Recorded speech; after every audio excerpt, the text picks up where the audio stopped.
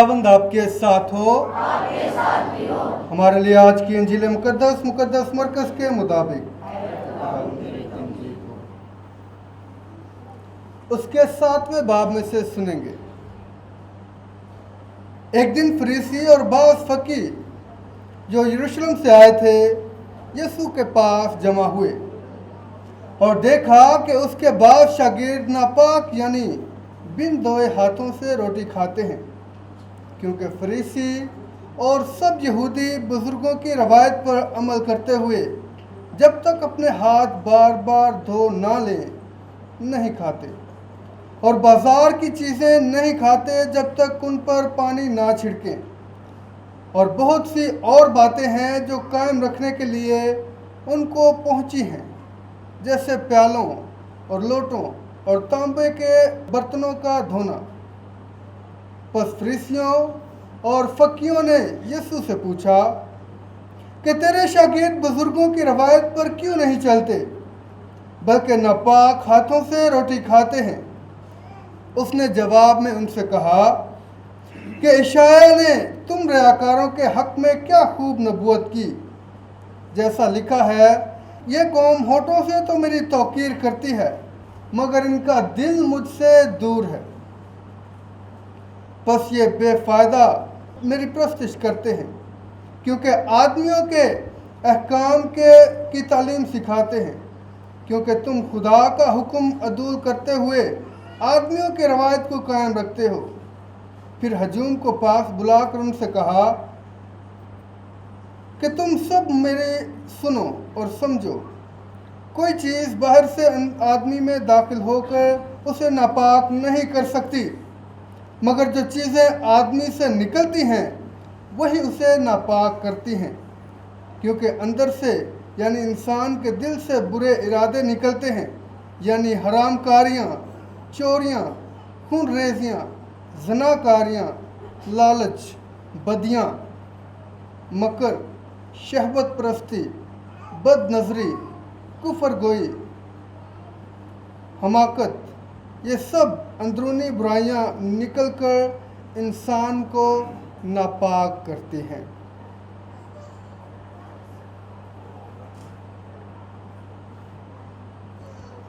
अंजील जलील के वसीला से हमारे गुनाह मुआफ़ किए जाएं। मसीह खुदान में मेरे बहुत ही अजीज़ मोमिनीन, मसीह खुदान में आप सबको मेरा सलाम। आज जैसा कि इबादत के तारुफ में और आज की पाक मास में हमने जो तलावतें सुनी हैं, ये बड़े वाज़ेह तौर पर हमें बताती हैं कि हमारा अंदरून और हमारा बैरून किस तरह का होना चाहिए, या सादा अल्फाज में अगर कहें तो हमारी ज़िंदगी इस दुनिया में किस तरह की होनी चाहिए, ये हमें आगाही देती है। खुदा उनके ज़िंदा पाक कलाम में लिखा है कि तेरा कलाम मेरी राह के लिए रोशनी और मेरे कदमों के लिए चिराग है। ये वो रोशनी है, ये वो चिराग है जो हमें इस दुनिया में ज़िंदगी गुजारने का ढंग बताता है। ये वो चिराग है जो हमें रोशनी दिखाता है कि हमें किस सिमत में जाना है।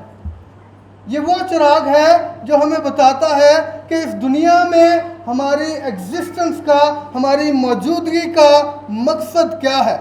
ये वो चिराग है जो हमें बताता है कि हमें इस दुनिया में किस किस्म की ज़िंदगी बसर करनी चाहिए।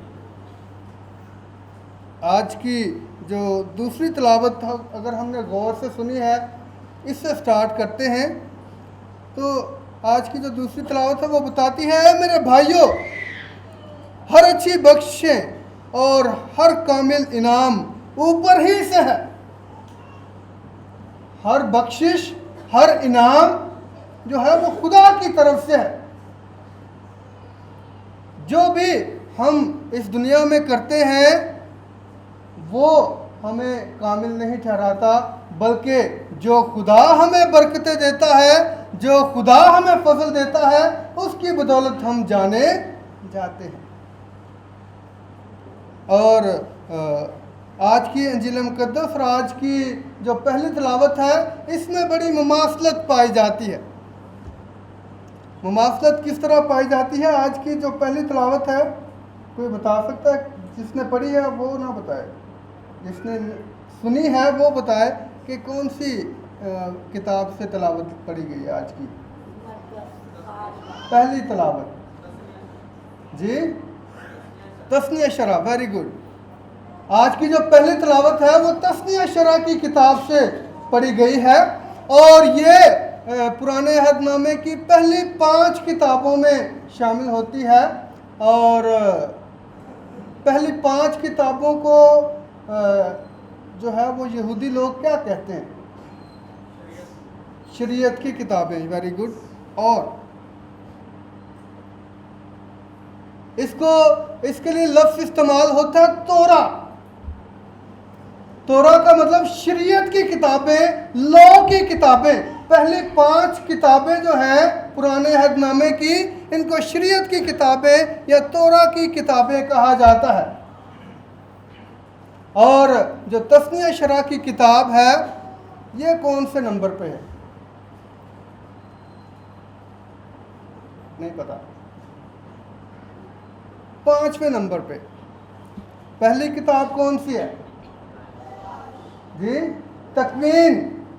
दूसरी खरूज, अहबार, अदद और तस्नीह शरा।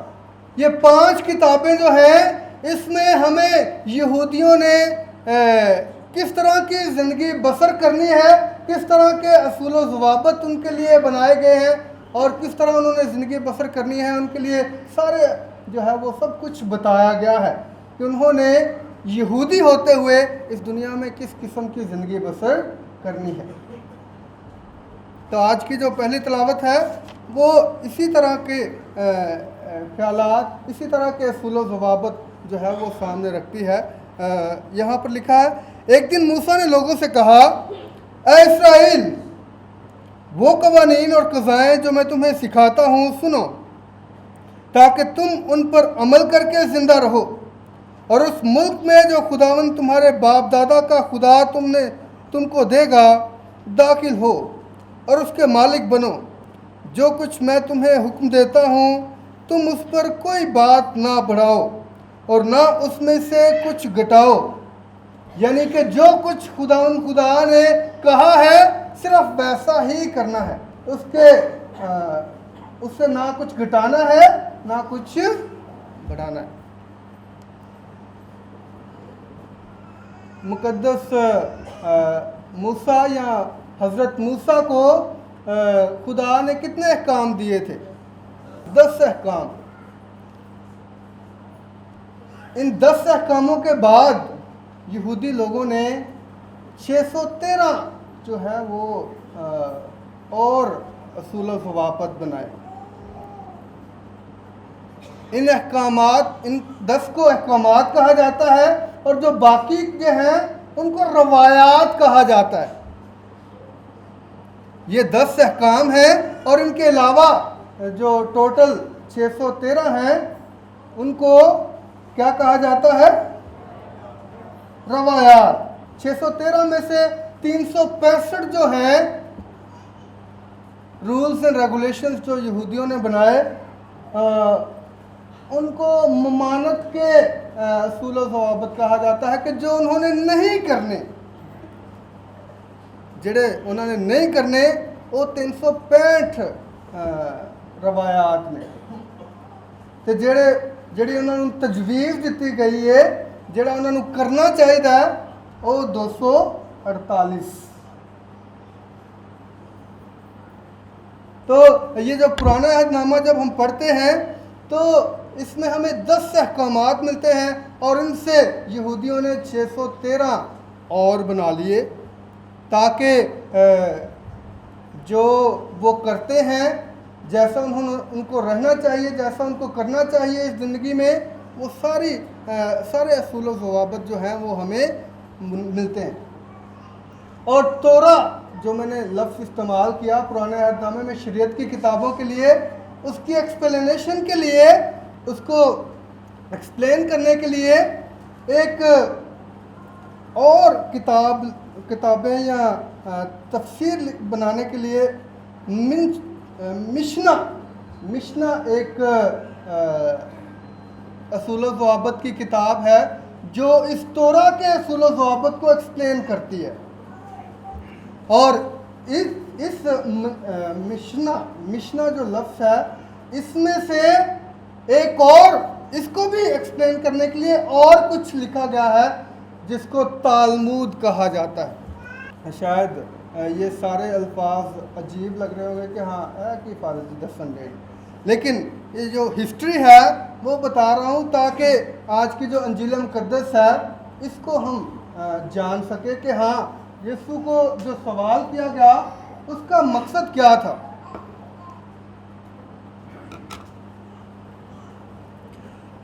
तो ये मिशना और तालमूद, इसमें जो तोरा की एक्सप्लेनेशन है, ये जो अगर हम खरूद की किताब पढ़ें तो हाथ धोने का जो रस्म है वो एक काहिन जो है वो पाक कुर्बानी के से पहले जो है वो करता था। हर एक काहिन को पर यह वाजिब था कि वो पाक कुर्बानी से पहले हाथ धोए। लेकिन इस मिशना और तालमूद में हमें मिलता है कि ये असूल काहिनों ने हर एक के लिए बना दिया था कि हाँ सिर्फ काहिन ही नहीं बल्कि हर एक जो है, हर एक मोमिन जो है वो हाथ धोया करे, खाने से पहले हाथ धोया करे। इसलिए फ़कीह और फरीसी जो हैं वो यीशु से सवाल करते हैं कि बाकी सारे कर देने पर तेरे शागिर्द खाना खान तो पहले हाथ नहीं धोने। तो फिर यीशु जो है वो तारीख़ जानते हुए, हिस्ट्री जानते हुए उनको जवाब देता है कि सिर्फ बैरूनी तौर पे अपने आप को अच्छा वखाना काफ़ी नहीं, बल्कि अपने अंदरून अपने अंदर ਨੂੰ अपने दिल ਨੂੰ अपनी ਜਿਹੜੀ बुरी नज़र है अपने जहन ਨੂੰ साफ करने दी। तो ये सारी जो हिस्ट्री है वो बताने का मकसद ये है कि मैं इस दुनिया में, अगर मैंने जो बात कही कि खुदा का पाक कलाम हमारी राह के लिए रोशनी और हमारे कदमों के लिए चिराग है, तो अगर मैं इस रोशनी में नहीं चल रहा, अगर मैं अपने आप को अच्छा नहीं बना रहा, बैरून और अंदरून को एक नहीं कर रहा, तो इट मीन्स कि मैं शायद सिर्फ यहूदियों वाली ज़िंदगी गुजार रहा। मेरा अंदरून कुछ और है और मैं जो जाहिर करता हूँ वो कुछ और है। मैंने मास्क पहना हुआ है, मास्क को नहीं जरा कोरोना की वजह तो, बल्कि मैं अपने चेहरे को छुपाया है कि मैं लोगों को दिखाता कुछ और हूँ और मैं अंदर से हकीकत में कुछ और हूँ। इसके साथ ही अभी एक हकीकी वाक़या जो है वो सुनाता हूँ। एक पैरिश में जहाँ पर मैं खिदमत कर रहा था तो वहाँ पे चर्च ईस्टर की जो ब्लेसिंग है वो घरों में दे रहे थे। एक घर में मैं गया तो वो बंदा चर्च नहीं आता था। मैंने देखा काफ़ी सालों से, जितनी देर मैं वहाँ पर रहा कभी मैंने उसे चर्च नहीं देखा। मैंने उस बंदे से पूछा, जी कभी आपको मैंने चर्च में नहीं देखा। कहता जी फाज जी मैं दूसरी मिशन नाल ताल्लुक रखना। मैंने कहा चले खैर जिस मिशन से भी आप ताल्लुक रखते हैं क्या आप चर्च जाते हैं? कहते हैं जी, कहते हैं उसको उनका यहाँ पे चर्च ही नहीं है। मैं तकरीबन वहाँ पे 3 साल रहा, 3 सालों में वो कभी इसका मतलब है चर्च ही नहीं गया। तो मैंने कहा चले अगर आप वो उस चर्च में नहीं गए तो इस चर्च आ जाया करें। फिर आहिस्ता आहिस्ता बातों बातों में बपतिस्मे की तरफ वो बात ले गया। कहता जी मैंने तौबा कर ली है। मैंने कहा तौबा कहाँ, किस चीज़ से किया? जी गुनाहों से। मैंने कहा मुझे इस खिदमत में इतने साल हो गए, मैं श्योरिटी से नहीं कह सकता कि मैंने कभी गुनाह नहीं किया। क्या आपने तौबा के बाद कभी गुनाह किया है? कहता जी नहीं। मैंने कहा कभी कोई गुनाह नहीं किया? कहता जी नहीं। मैं कहा कभी झूठ भी नहीं बोले? चुप कर गया।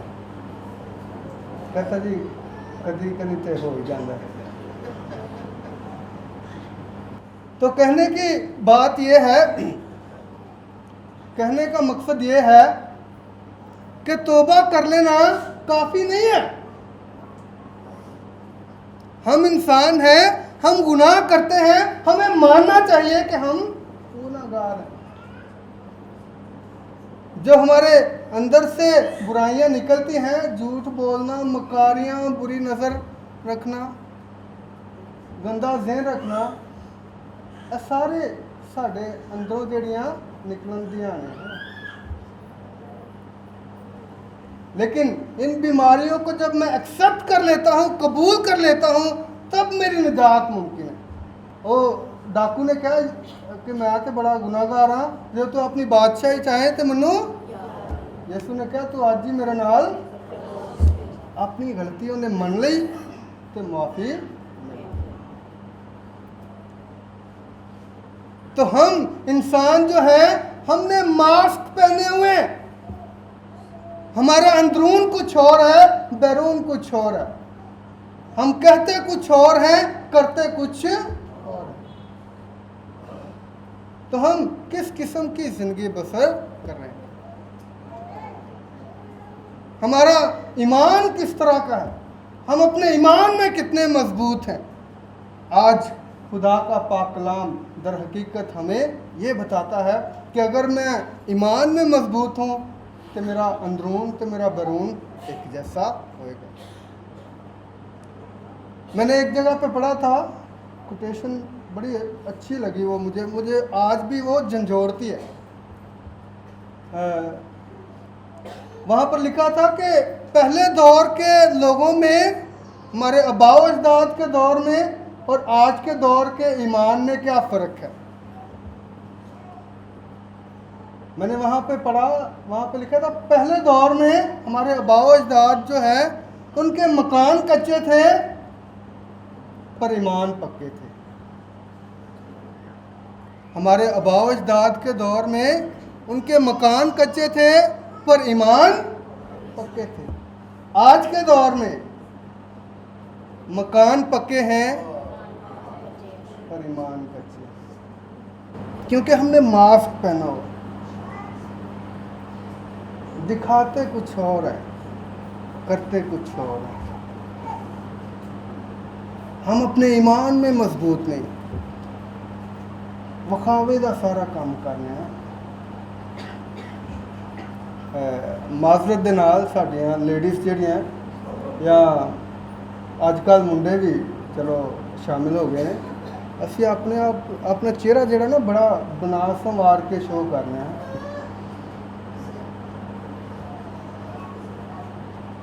बना संवार के, लेकिन हकीकत से शायद मैं कुछ हो ना हो।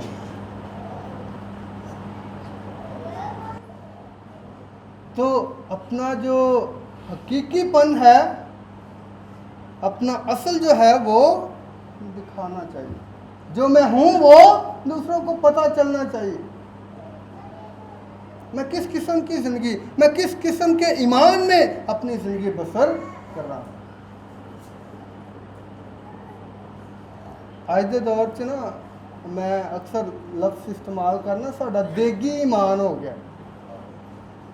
देगी ईमान, जिधर देग पक्की है ना उधर ही वो ही साडा ईमान है।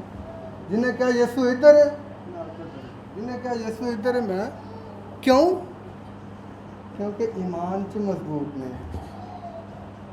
इसलिए मैंने कहा कि आज के दौर में मकान पक्के हैं लेकिन ईमान कच्चे हो गए।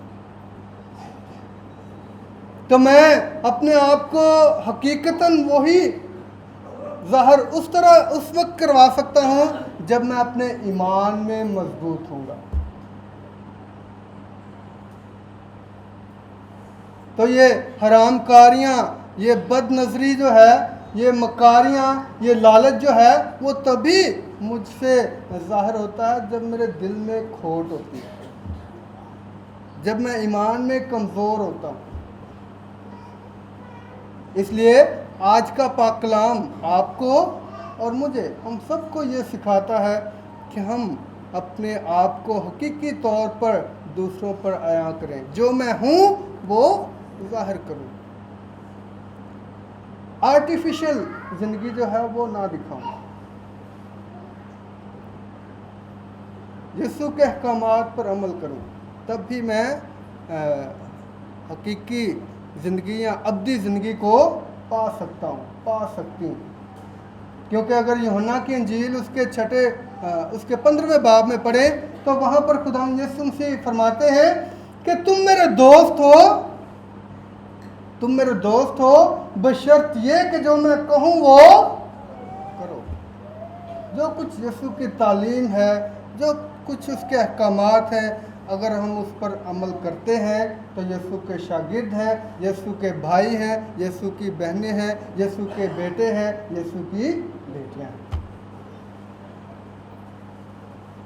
तो अगर हकीकी ज़िंदगी हासिल करनी है, अब्दी ज़िंदगी हासिल करनी है, तो जो कुछ मैं हूँ वही खुदा यीशु मसीह के सामने और अपने हमसाए के सामने वही पेश करूँ। खुदावंद हमें इन चंद अल्फाज पर अमल करने की तौफीक अता करे।